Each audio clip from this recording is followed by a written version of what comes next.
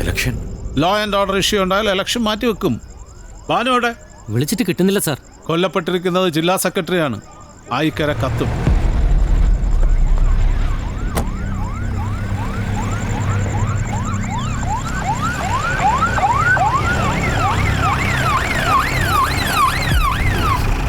Additional force സാറിന്റെ പ്രൊട്ടക്ഷന് വേണ്ടിയാണ്. അത് നന്നായി. അതെ, കിട്ടുന്നുണ്ടെങ്കിൽ കുറച്ചുപേരെയും കൂടെ വിളിച്ചോ.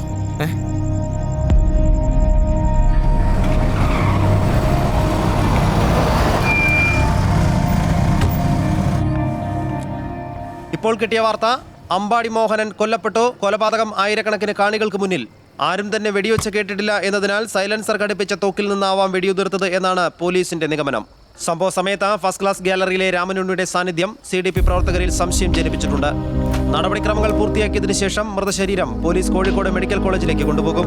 ഫോറൻസിക് വിദഗ്ധരുടെയും ബാലിസ്റ്റിക് വിദഗ്ധരുടെയും സാന്നിധ്യത്തിൽ പോലീസ് സർജന്റെ നേതൃത്വത്തിലുള്ള ഡോക്ടർമാർ ഇന്ന് രാത്രി തന്നെ പോസ്റ്റ്മോർട്ടം നടത്തുമെന്നാണ് അറിയാൻ കഴിയുന്നത്.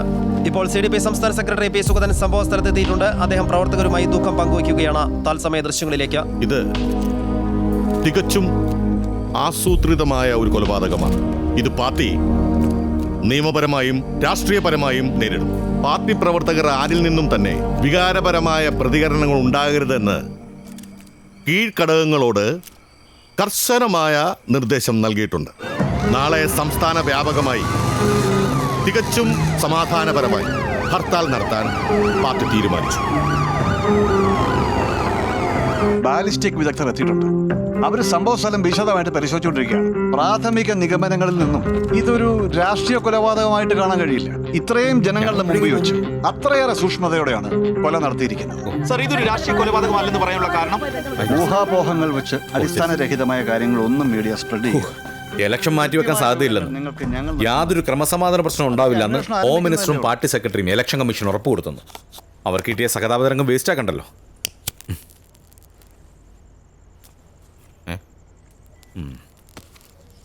ഇലക്ഷൻ മാറ്റി വെച്ചിരുന്നെങ്കിൽ ഉണ്ടല്ലോ, ചെയ്ത പണിയെല്ലാം വേസ്റ്റ് ആയി പോവനെ. എന്നാലും മോഹനെ ആരായിരിക്കും കൊന്നത്?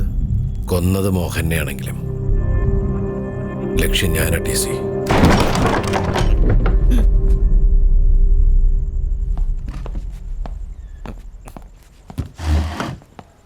ഇരിക്ക്.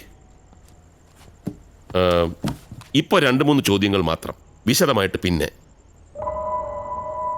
10 ദിവസം മുമ്പുള്ള ഒരു ഇൻസിഡന്റ് മീഡിയക്കാരുടെ മുമ്പിൽ അന്ന് അയാളത് നിഷേധിച്ചതാണ്. സഖാവ് രാജേന്ദ്രന് നേരെ രാമനുണ്ണി ഒരു തോക്ക് ചൂണ്ടിയെന്ന് അറിയാമല്ലോ. സത്യത്തിൽ അത് സംഭവിച്ചാണോ?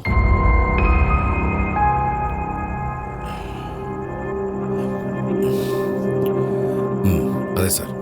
ഇത് ഞാൻ മോഹന് നേരെയും ചൂണ്ടും, അത് പൊട്ടിക്കാനായിരിക്കും എന്നൊരു വാചകം അതുണ്ടായോ? സാർ, അത് അപ്പോഴത്തെ ഒരു സിറ്റുവേഷൻ. ശരിയാണ്, പറഞ്ഞു. ഓക്കെ, റിപ്പോർട്ടർ ചാനലിലെ ഗസ്റ്റ് റൂമിനകത്ത് വെച്ച് മോഹനുമായിട്ട് സാർ യാതൊരു പ്രൊവോക്കേഷനും ഇല്ലാണ്ടാണ് അയാൾ എന്നെ ചവിട്ടി പുറത്തിട്ടത്. എല്ലാവരും കണ്ടാണ്. അകത്ത് നിങ്ങൾ 2 ആൾ മാത്രമല്ലേ ഉണ്ടായിരുന്നുള്ളൂ? അകത്ത് നടന്ന ആരും കണ്ടില്ലല്ലോ. തോക്ക് കിട്ടിയതിന് ശേഷം തൊടുപുഴ റൈഫിൾ ക്ലബിൽ ഫയറിംഗ് പ്രാക്ടീസിന് പോയിരുന്നു. ഓ സാർ.